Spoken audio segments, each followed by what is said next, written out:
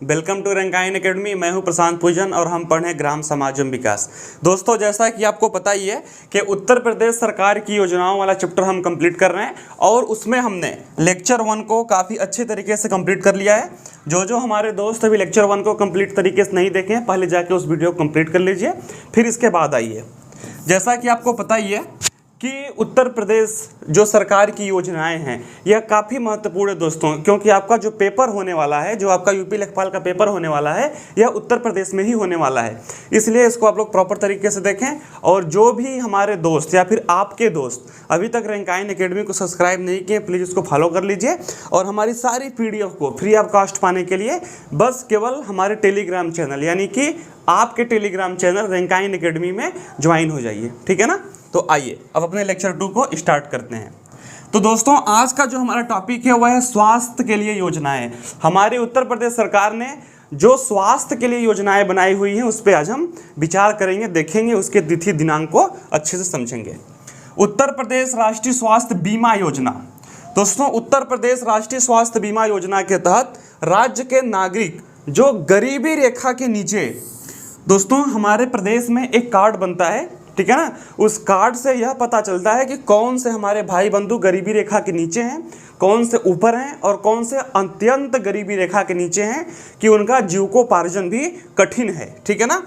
योजना का लाभ उठा सकते हैं। उत्तर प्रदेश राष्ट्रीय स्वास्थ्य बीमा योजना का लाभ सिर्फ वही हमारे दोस्त उठा सकते हैं जो कि गरीबी रेखा से नीचे जीवन यापन करते हो। एक क्राइटेरिया बनाया जाता है कि यदि उनकी आय इससे कम है तो वह गरीबी रेखा के नीचे होते हैं, बिलो पॉवर्टी लेवल। उसका एक कार्ड बनाया जाता है, आप लोग को पता होगा, आप लोग के घर में भी बनता होगा कार्ड, ठीक है ना, जो राशन कार्ड की तरह होता है, जिससे कि हमें कैटेगराइज किया जाता है कि कौन गरीबी रेखा से ऊपर है, कौन नीचे है और कौन अत्यंत नीचे है। उसके लिए सरकार की अलग अलग योजनाएं होती हैं कि उन व्यक्तियों के लिए जो गरीबी रेखा से ऊपर हैं उनके लिए अलग योजनाएं होती हैं, जो नीचे हैं उनके लिए अलग योजनाएं होती हैं। यानी कि लाभ का जो क्राइटेरिया होता है ना, वो अलग अलग होता है और जो अत्यंत नीचे हैं उनके लिए कुछ अधिक प्रावधान होते हैं। दोस्तों, इस योजना के तहत सभी बीमारियों के लिए जितनी भी बीमारियां होती हैं A to Z जिलों का वहन करता है तथा मातृत्व खर्चे के लिए 30,000 खर्च भी देता है।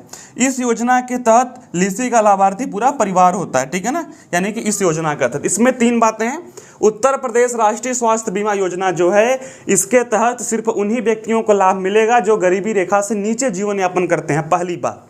और दूसरी बात क्या है कि आपको कोई सी भी बीमारी हो तो इस योजना के तहत आप किसी भी सरकारी हॉस्पिटल में जाकर अपना फ्री ऑफ कॉस्ट इलाज करवा सकते हैं। दूसरी बात क्या है कि यदि मातृत्व यानी कि कोई यदि महिला माँ बनने वाली है और उसके दवाई में या फिर उसके ऑपरेशन में जो भी A to Z वहाँ पर प्रॉब्लम होती है, उसके खर्चे के लिए इस बीमा के तहत 30,000 रुपये तक आपको मिलता है। इस योजना के तहत जो लाभार्थी होता है वह उनका पूरा परिवार होता है। जैसे सपोज करिए आपके पिताजी का कार्ड बना हुआ है तो आपकी माताजी, आप, आपके भाई बहन, वो सब लोग इसके लाभार्थी होंगे, ठीक है ना। ये 3-4 पॉइंट इसमें इंपॉर्टेंट था।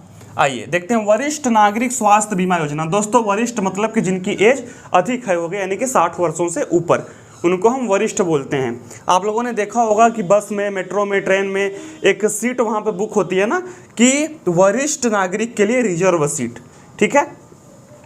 उत्तर प्रदेश मंत्रिमंडल द्वारा 22 दिसंबर सन 2016 को इस योजना को स्वीकृति दी गई। वरिष्ठ नागरिक स्वास्थ्य बीमा योजना, वरिष्ठ नागरिक यानी कि बड़े बुजुर्ग, स्वास्थ्य बीमा योजना, उनके स्वास्थ्य के लिए क्या योजनाएं चलाई गई हैं, इसका जो प्रस्ताव पारित हुआ था 22 दिसंबर सन 2016 को हुआ था। सरकार के वरिष्ठ नागरिकों को उपचार हेतु 30,000 की चिकित्सकीय राशि उपलब्ध कराई जाती है। वरिष्ठ नागरिक स्वास्थ्य बीमा योजना के तहत जो राशि मिलती है उसकी जो अमाउंट है वो कितना है, वो 30,000 है, ठीक है। वरिष्ठ नागरिकों को चिकित्सा सुविधा उपलब्ध कराने हेतु राष्ट्रीय स्वास्थ्य बीमा योजना के अंतर्गत ऐसे चिकित्सालयों को भी सूचीबद्ध किया गया है जो इनकी विशिष्ट बीमारियों के इलाज हेतु उपयुक्त हैं। दोस्तों, जो लोग वरिष्ठ व्यक्ति होते हैं, जिनकी एज काफ़ी अधिक होती है, उनमें कुछ बीमारियां बड़ी कॉमन होती हैं, जैसे कि घुटने का दर्द हो गया, खांसी हो गई, कमजोरी हो गई, ठीक है ना, ब्लड प्रेशर हो गया, डायबिटीज हो गया। तो ऐसे कुछ बीमारियों को चिन्हित किया गया है, ऐसी कुछ बीमारियों को एक कैटेगरी में डाला गया है और उसके लिए उस बीमारी का जो सबसे बेस्ट हॉस्पिटल है उसको गवर्नमेंट ने सेलेक्ट किया है कि हमारे प्रदेश के विशिष्ट नागरिक यदि आपके यहाँ आए और उनके पास कार्ड बना है तो इस बीमारी का आप उनका इलाज फ्री ऑफ कॉस्ट करेंगे, यानी कि 30,000 के अंतर्गत यदि उनका इलाज हुआ तो उसका जो भी बिल है वो गवर्नमेंट की तरफ से पे होगा, बस आपको पर्ची काट के उस पर लिख के दे देना है, ठीक है ना। तो इसका फायदा क्या है कि जो सूचीबद्ध बीमारियां होती हैं, जो कि कॉमन बीमारियां होती हैं, उन बीमारियों का कौन सा सबसे अच्छा हॉस्पिटल है, चाहे वो प्राइवेट ही क्यों ना हो, तो गवर्नमेंट ने उसको चिन्हित किया हुआ है। यदि आपके हॉस्पिटल में भी कोई ऐसा व्यक्ति आ जाए कि वह वरिष्ठ नागरिक हो और आप यदि उसका इलाज कर रहे हैं तो 30,000 तक का जो पैसा है आपको गवर्नमेंट की तरफ से मिल जाएगा, आप उसका पूरा बिल बना के गवर्नमेंट को भेज सकते हैं, ठीक है ना। तो ऐसी सुविधा जो है गवर्नमेंट मुहैया करवा रही है। हौसला पोषण योजना, दोस्तों इसका नाम देखकर आपको लग रहा होगा कि पोषण, हमारे प्रदेश में जो है कमजोरी की काफ़ी अधिक प्रॉब्लम होती है। हमारे जो नवजात बच्चे होते हैं, 4 से 5 साल के बच्चे होते हैं, वो कुपोषण का शिकार होते हैं। जो हमारी बहनें होती हैं वो अधिकतर एनीमिया का शिकार होती हैं, ठीक है ना। तो उसको दूर करने के लिए क्या क्या यहाँ पे योजनाएं चलाई जा रही हैं उसको हम यहाँ पर देखेंगे। उत्तर प्रदेश में इस योजना की शुरुआत कब हुई थी? सन 2016 में हुई थी। और एक योजना और है जिसकी शुरुआत सन 2016 में हुई थी, वरिष्ठ नागरिक स्वास्थ्य बीमा योजना, ठीक है। इस योजना के अंतर्गत राज्य के श्रावस्ती जिले के मोतीपुर कला गांव में 15 मिड डे मील मेन्यू के तहत भोजन के साथ सप्ताह में 2 दिन दही और अति कुपोषित बच्चों को आधा किग्रा घी प्रदान करना है। तहत भोजन के साथ सप्ताह में 2 दिन दही, ठीक है ना। मिड डे मील जो हमारे गवर्नमेंट स्कूल होते हैं वहाँ पर बच्चों को खाना मिलता है। तो दोस्तों वहाँ पर प्रावधान क्या है कि हफ्ते में 2 दिन दही, कुपोषण से लड़ने में दही काफ़ी सिद्धकारी होती है और उनको कुपोषित बच्चे जो अति कुपोषित हैं, अति कुपोषित मतलब कि जो उनका वजन होना चाहिए उससे काफ़ी अधिक कम है, अर्थात उनके जीवन को भी खतरा है, तो ऐसे बच्चों को आधा किलो घी मिलता है जो घर जाकर खा सकते हो, वहीं नहीं खाना आधा किलो बैठ के, ठीक है ना। इस योजना के अंतर्गत आंगनवाड़ी केंद्र, जो हमारी आशा बहनें होती हैं, आंगनवाड़ी केंद्रों पर गर्भवती महिलाओं को दैनिक रूप से निर्धारित मानकों के अनुसार गर्म भोजन, आयरन की गोलियां खिलाई जाती हैं। जैसे जो महिलाएं गर्भवती होती हैं, माँ बनने वाली होती हैं, उनको जो आंगनवाड़ी केंद्रों पर आशा बहनें होती हैं, निरंतर रूप से उनको गर्म भोजन और आयरन की गोली का वितरण होता है। दोस्तों आयरन की जो गोली होती है वह हीमोग्लोबिन को बनाने में सहायक करती है, जिससे कि एनीमिया भी दूर होती है और कमजोरी और थकान भी महसूस नहीं होता है, ठीक है ना। तो आयरन की गोली जो गर्भवती महिलाएँ होती हैं उनके लिए काफ़ी लाभदायक होता है और उन्हें पोषण के बारे में चिकित्सकों द्वारा परामर्श दिया जाता है और चिकित्सक वहां पर आते हैं आंगनवाड़ी केंद्रों पर और किस प्रकार से आप जो भी महिलाएं गर्भवती हैं उनके पोषण के बारे में जानकारी मिलती है कि कैसे आप खुद और आपके होने वाले बच्चे के स्वास्थ्य के लिए क्या क्या आपको खाना चाहिए, कैसा पानी पीना चाहिए, यानी कि आपका जो एक शेड्यूल है खाने पीने का वो किस तरीके से होना चाहिए, ऐसा भी परामर्श वहाँ पर मिलता है, ठीक है। आइए अब बात करते हैं निःशुल्क हेल्थ कार्ड योजना। निःशुल्क मतलब जिसका कोई शुल्क ना हो। हेल्थ कार्ड, हेल्थ कार्ड मतलब कि आपकी जो शारीरिक जांच है उसकी योजना का यहाँ पर कुछ बात चलेगा। कम्युनिटी लिंकेज कार्यक्रम के अंतर्गत इस कार्यक्रम को जुलाई सन 2005 में शुरू किया गया था। निःशुल्क हेल्थ कार्ड योजना की शुरुआत सन 2005 में हुई थी और जुलाई के महीने में हुई थी। दोस्तों जो अभी तत्काल 4-5 साल में योजनाएं लागू हुई हैं उनको हम पहले इसीलिए पढ़ाते हैं कि उनके चांसेस उनके आने के चांसेस काफ़ी अधिक हैं। तो और जो 10 साल 15 साल 20 साल बीत गए हैं जिन योजनाओं को, उनके भी चांसेस हैं लेकिन उनसे कम हैं, ठीक है ना। इसलिए आप लोग जो अभी योजनाएं स्टार्ट हुई हैं उस पर ज़्यादा फोकस करिए। पढ़ना तो इसको भी है लेकिन ज़्यादा उसको मतलब कि वो तो बिल्कुल भी नहीं छूटना चाहिए, ऐसा सोच के।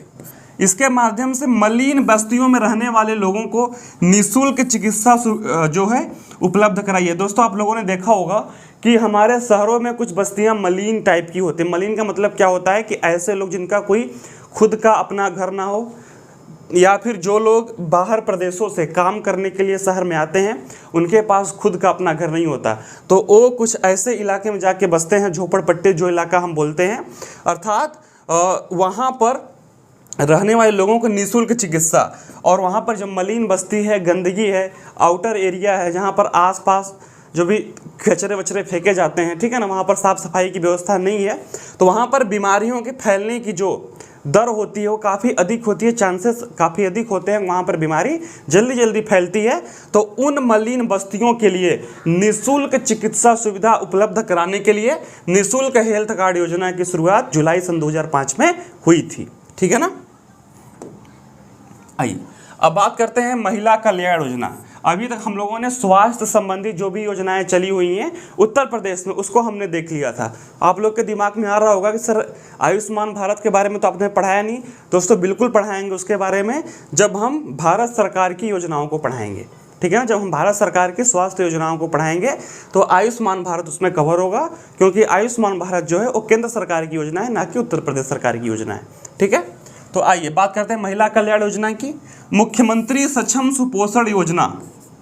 सुपोषण, पोषण अर्थात कि उनको प्रॉपर तरीके से डाइट देना, खान पान देना, और मुख्यमंत्री के द्वारा, अर्थात मुख्यमंत्री का तात्पर्य क्या है कि इस योजना की शुरुआत उत्तर प्रदेश ने किया हुआ है, क्योंकि यदि जो केंद्र सरकार योजनाएं चलाती हैं उसका नाम प्रधानमंत्री होता है, और जो उत्तर प्रदेश सरकार द्वारा चलती है उसको मुख्यमंत्री नाम दिया जाता है, ठीक है ना। कुछ योजनाओं को ऐसा नाम दिया जाता है कि मुख्यमंत्री और प्रधानमंत्री, ठीक है।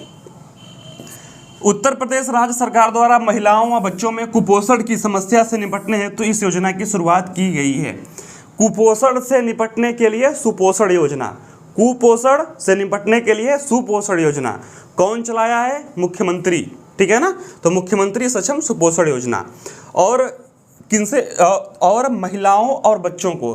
दोस्तों हमारे प्रदेश में ऐसा देखते हैं कि जो महिलाएं होती हैं वो अपने स्वास्थ्य पे बिल्कुल ध्यान नहीं देती, खास तौर पे जो गांव की महिलाएं होती हैं। आप लोग को पता ही होगा कि हमारे देश में बच्चों की ग्रोथ के लिए कम्प्लान आ जाए, चंपरास आ जाए, ठीक है ना, ये सब जो चीज़ें होती हैं बिक जाती हैं। लेकिन यदि गर्भवती महिला के लिए कोई विटामिन, कोई प्रोटीन, कुछ ऐसा पाउडर आया कि उसको दूध में घोल के पी लो तो स्वास्थ्य अच्छा होगा, वो ब्रांड कभी नहीं चलता, क्योंकि हमारे देश की महिलाएं उसको यूज ही नहीं करती, ठीक है ना। तो अब इसको आप लोग को जो बोलना हो बोल लीजिए, लेकिन ये सत्य बात है। इसीलिए जो महिलाएं होती हैं वो कुपोषण का बहुत जल्दी शिकार हो जाती हैं। तो उससे बचने के लिए इस योजना की शुरुआत हुई थी। कब हुई थी? वित्तीय वर्ष 2021-22 में, ठीक है ना। यह काफ़ी इंपॉर्टेंट है कि मुख्यमंत्री सक्षम सुपोषण योजना की शुरुआत 21-22 में हुई है। इसका मुख्य उद्देश्य क्या है? बच्चों और महिलाओं को कुपोषण से बचाना। दोस्तों कुपोषण में क्या होता है कि उनका वजन काफ़ी कम हो जाता है। जैसे मैं बोलूँ कि यदि 5 फुट का यदि व्यक्ति है तो उसका वजन 50 kg होना चाहिए, तो उनका वजन कितना होगा? 30 किलो होगा, 25 किलो होगा, 28 किलो होगा, 32 किलो होगा, ठीक है, यानी कि काफ़ी कम। और जो 25 किलो के भी नीचे हैं वो अति कुपोषित हैं, यानी कि बिल्कुल पतले से हड्डी की तरह हैं, ठीक है ना। तो उनको सुपोषण करने के लिए, उनको डाइट देने के लिए, उनको प्रोटीन देने के लिए, उनको आयरन की गोलियां देने के लिए इस योजना की स्टार्ट हुई थी, मुख्यमंत्री सक्षम सुपोषण योजना, ठीक है। इस योजना के अंतर्गत ड्राई राशन के साथ साथ आंगनवाड़ी केंद्रों पर पंजीकृत 6 माह से 5 वर्ष तक के चिन्हित कुपोषित बच्चों तथा एनीमिया ग्रस्त 11 से 14 वर्ष की स्कूल न जाने वाली किशोरी बालिकाओं को अतिरिक्त पोषण प्रदान किए जाने की व्यवस्था की गई है। अंतर्गत ड्राई राशन के साथ साथ दोस्तों आपको पता ही होगा कि आंगनवाड़ी केंद्रों पर, ठीक है ना, कुछ सतुआ के पैकेट भी मिलते हैं, और जो कुपोषित बच्चे हैं उनके लिए आयरन की गोली, जो बालिकाएं होती हैं 11 से लेकर 14 वर्ष तक जो एनीमिया की शिकार होती हैं। दोस्तों एनीमिया को भी हमने थोड़ी देर पहले भी बताया था कि एनीमिया का अर्थ क्या होता है कि शरीर में ऑक्सीजन की कमी, और वो शरीर में ऑक्सीजन की कमी इसलिए होती है क्योंकि शरीर में हीमोग्लोबिन की कमी होती है, ठीक है ना। और उससे होता क्या है कि काफ़ी शरीर में थकावट, सर में दर्द, ऐसी जो प्रॉब्लम्स होती हैं वो आती रहती हैं।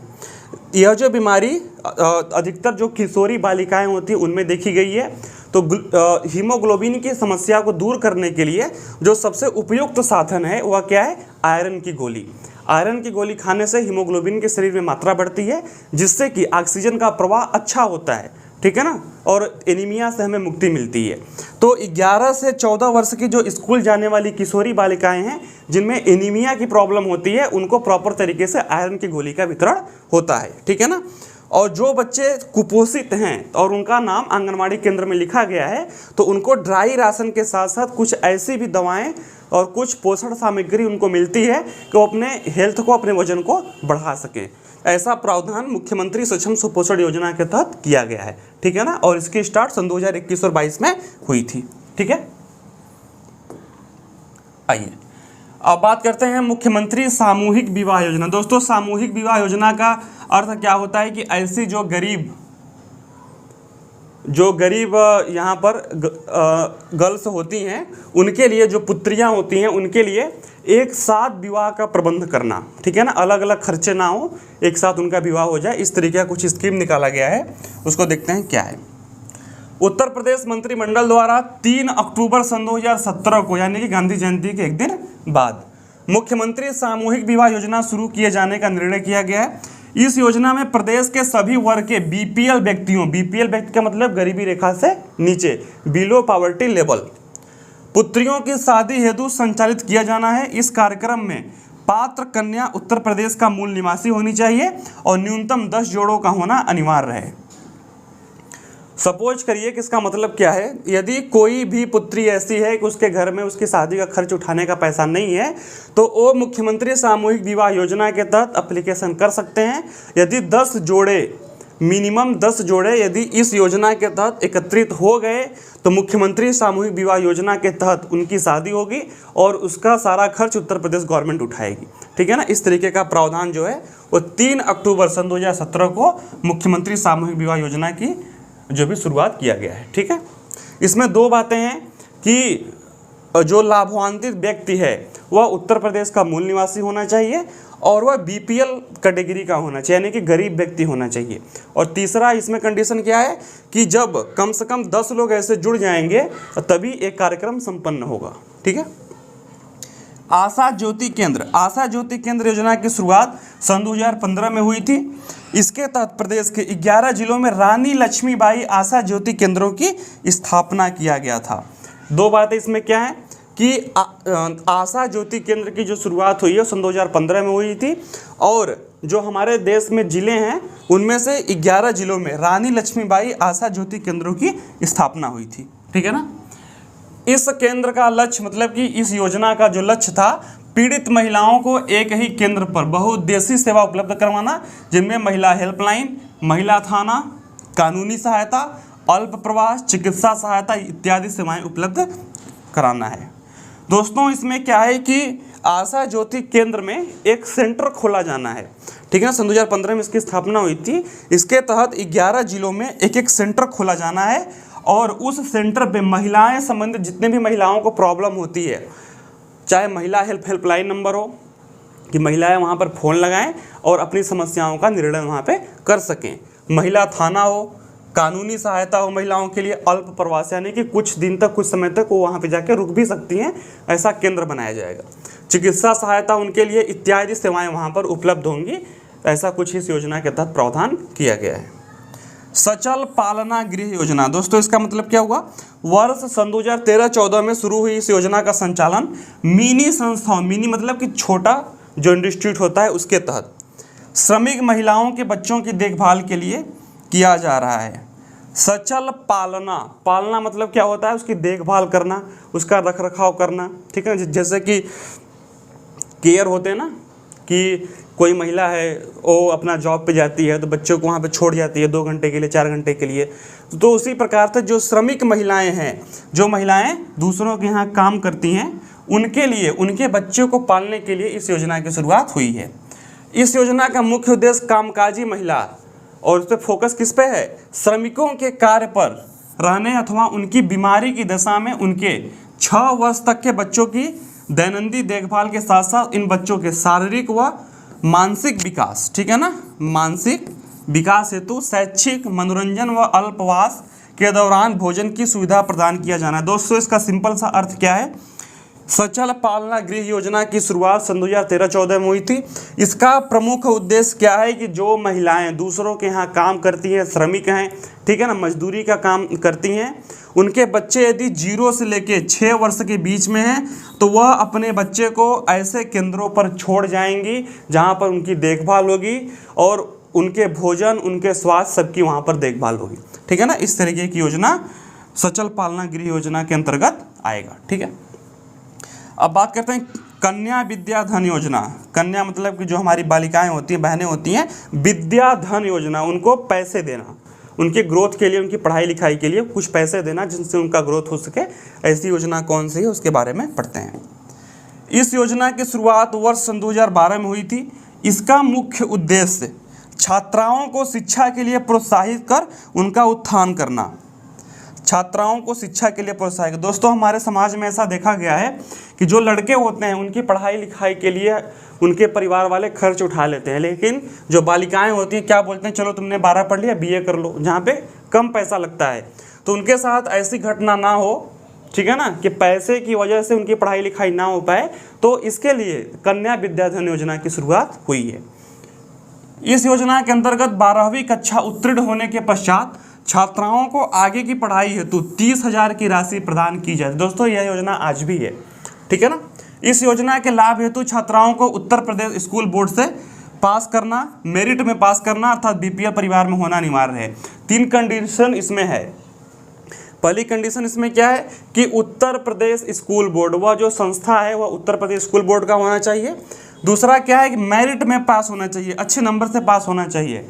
और तीसरी क्या है इसमें कि बीपीएल परिवार में होना आवश्यक है, बिलो पॉवर्टी लेवल, यानी कि यदि आप गरीब परिवार से हैं, आप उत्तर प्रदेश स्कूल बोर्ड से पास हैं, आप मेरिट से पास हैं, तो आप एलिजिबल हैं कि 12th के बाद आपको 30,000 की राशि आगे की पढ़ाई लिखाई करने के लिए मिल जाएगी। ठीक है ना। अब बात करते हैं स्वयं सिद्ध परियोजना। भारत सरकार द्वारा वित्त पोषित यह योजना पूर्व में इंदिरा महिला योजना के नाम से संचालित की जाती थी, लेकिन वर्ष सन 2002-3 से इस योजना को स्वयं सिद्ध के नाम से संचालित किया जा रहा है। दोस्तों, यह जो योजना है स्वयं सिद्ध परियोजना, इसके जो स्टार्टिंग है इंदिरा महिला की योजना के नाम से थी। पहले जो इसका नाम था स्वयं सिद्ध परियोजना का जो सबसे पहले नाम था उसका नाम था इंदिरा महिला योजना, लेकिन सन 2002-3 गवर्नमेंट बदल दी हो तो नाम भी खूब बदलते हैं। 2003 में अटल बिहारी वाजपेयी की गवर्नमेंट आई। ठीक है ना। इस योजना को स्वयं सिद्धा के नाम से संचालित किया जा रहा है। ठीक है। इस योजना का उद्देश्य समान स्तर की महिलाओं के मध्य स्वयं सहायता समूह का गठन करना, अल्प बचत और आंतरिक ऋण प्रणाली को विकसित करना। दोस्तों, आप लोगों ने देखा होगा कि महिलाओं की भी कम्युनिटी बनती है जहां पर लोन उनको मिलता है। ठीक है ना। तो ये जो स्वयं सिद्ध योजना है यह कुछ इसी प्रकार की है कि महिलाओं के मध्य स्वयं सहायता समूह का गठन करना और अल्प बचत और आंतरिक ऋण प्रणाली को विकसित करना है। ठीक है। आइए आगे देखते हैं। स्वाधार आश्रय गृह योजना उत्तर प्रदेश राज्य में वर्ष सन 2001 और 2 से शुरू की गई। इस योजना का उद्देश्य निराश्रित, वेश्यावृत्ति और जेल से अवमुक्त महिलाओं को आश्रय उपलब्ध करवाना है। देखिए, निराश्रित अर्थात बिल्कुल भी पढ़ी लिखी नहीं, वेश्यावृत्ति यानी कि जो व्यवसाय के कामों में इन्वॉल्व हैं महिलाएं, ठीक है, जो कि वहाँ पर फंस गई हैं और उससे निकल के कुछ अपने जीवन में अच्छा करना चाहती हैं। जेल से अवमुक्त कि उन्होंने कोई गलत काम किया, वो जेल में गई, फिर उनका जो कारावास है कंप्लीट हुआ, फिर वो बाहर आएंगे तो क्या करेंगी। ठीक है ना। उन सबको एक सही मार्ग दिखाने के लिए स्वाधार आश्रय गृह योजना की स्टार्ट हुई है। इसकी स्टार्ट कब हुआ था? सन 2001 से सन 2002 में। साथ ही इसके अंतर्गत लाभार्थियों को चिकित्सा परामर्श, विधिक सहायता से प्रशिक्षण एवं आर्थिक आत्मनिर्भरता प्रदान करना है। ऐसी महिलाएं जो बिल्कुल भी पढ़ी लिखी नहीं है, वेश्यावृत्ति में इन्वॉल्व थी और जेल से अवमुक्त यानी कि जेल से बाहर आई हैं, उनके लिए चिकित्सा की सहायता उपलब्ध करवाना। ठीक है ना। प्रशिक्षण यानी उनको पढ़ाना लिखाना और उनको कुछ ऐसे कार्य सिखाना कि वह आर्थिक आत्मनिर्भर हो जाए, यानी कि पैसे से भी कुछ काम कर लें, कुछ कमा लें। ठीक है ना। इस योजना का प्रमुख उद्देश्य था स्वाधार आश्रय गृह योजना। दोस्तों, अब बात करते हैं किशोरी शक्ति योजना। यह योजना मुख्यतः बालिकाओं के लिए है। इस योजना का संचालन राज्य के 53 जिलों में 602 परियोजना के अंतर्गत वर्ष 2002 से 1 से किया जा रहा है। किशोरी शक्ति योजना जो है उत्तर प्रदेश के 53 जिलों में लागू है। ठीक है ना। इस योजना का उद्देश्य प्रदेश की किशोरी जो बालिकाएं हैं को प्रजनन स्वास्थ्य समस्याओं एवं अधिकारों के प्रति जागरूक करना है। यह योजना पहले से चल रही किशोर बालिकी योजना का एक नया स्वरूप है, जिसे केंद्र प्रायोजित एकीकृत बाल विकास सेवाएं ICDS योजना के तहत एक घटक के रूप में लागू किया जा रहा है। ठीक है ना, इसको आप लोग देख सकते हैं। अब बात करते हैं महिला डेयरी योजना। यह काफ़ी पुरानी योजना है। देखिए, इन सबसे क्वेश्चन सामान्यतः कम ही आते हैं, बस इनका डेट पूछता है कि इसकी शुरुआत कब हुई थी। वर्ष 1996 से 96 टू 97 में दुग्ध विकास विभाग द्वारा महिला डेयरी योजना है ना, डेयरी, तो डेयरी का अर्थ क्या है कि दुग्ध विकास विभाग द्वारा इस योजना की शुरुआत की गई थी। इस योजना के क्रियान्वित करने का मुख्य उद्देश्य ग्रामीण स्तर पर स्थापित दुग्ध समिति से जुड़ी महिला दुग्ध उत्पादक सदस्यों को उनकी आय में बढ़ोतरी के लिए दुग्ध विकास की विभिन्न गतिविधियों के लिए प्रशिक्षण दिलाना है।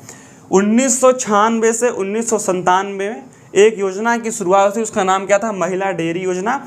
इसका प्रमुख उद्देश्य था कि दूध उत्पादन को बढ़ावा देने के लिए प्रमुख रूप से महिलाओं को प्रोत्साहित करना, ठीक है ना, और उनको प्रशिक्षण देना कि किस प्रकार से दूध उत्पादन को हमारे प्रदेश में बढ़ाया जा सकता है, गायों भैंसों की अच्छी नस्ल को कैसे पाला जाए और क्या क्या उनको खिलाया जाए कि वो अधिक दूध दें, ठीक है ना।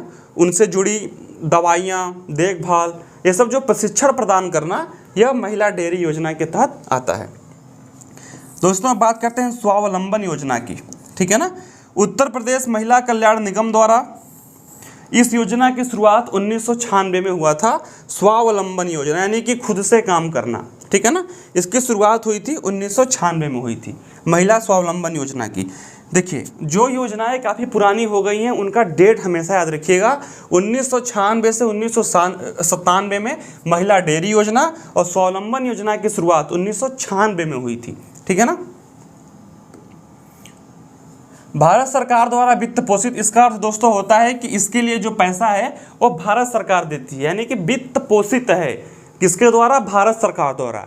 और इसको चला कौन रहा है? इसको उत्तर प्रदेश सरकार चला रही है, ठीक है ना।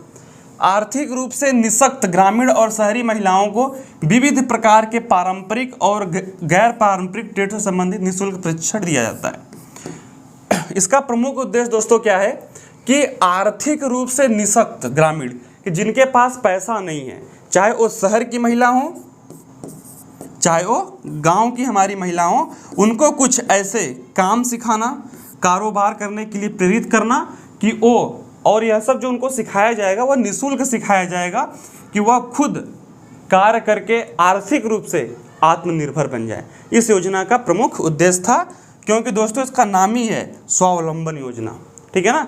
तो दोस्तों, आप लोगों ने देख लिया कि हमने उत्तर प्रदेश सरकार की जो प्रमुख योजनाएं थी, चाहे वो महिला कल्याण से संबंधित रही हो, चाहे वो स्वास्थ्य के रिगार्डिंग सारी योजनाएं रही हो, इसको हम लोगों ने प्रॉपर तरीके से यहाँ पर कंप्लीट कर लिया। तो मिलते हैं नेक्स्ट वीडियो में, तब तक के लिए धन्यवाद।